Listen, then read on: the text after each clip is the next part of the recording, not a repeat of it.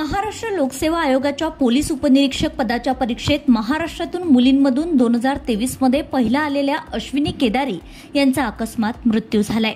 बाथरूममध्ये हीटरचा धक्का बसून उकळतं पाणी अंगावर पडल्यामुळे अश्विनी केदारी 80% भाजल्या होत्या।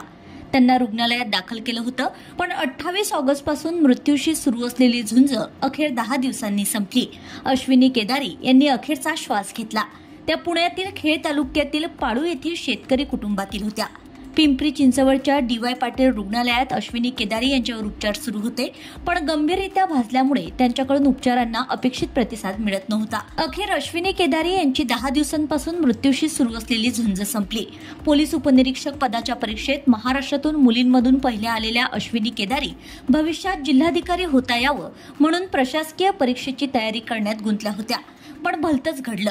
पहाटे अभ्यासासाठी उठलेल्या अश्विनी केदारी यांनी आंघोळीला गरम पाणी करण्यासाठी बादलीमध्ये हीटर लावला होता।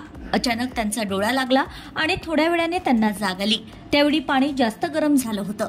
हीटर बंद करून बादली उचलत असताना त्यातील उकळतं पाणी सांडलं आणि अश्विनी केदारी पाय घसरून पडल्या। या अपघातात त्यांचं शरीर 80% भाजलं होतं। गंभीररित्या भाजल्यामुळे वाचणं कठीण असल्याची जाणीव आधीच झाली होती, पण डॉक्टरांनी शक्य ते सर्व प्रयत्न केले। हे प्रयत्न अखेर अपुरेच पडले। Bureau report, RCN news.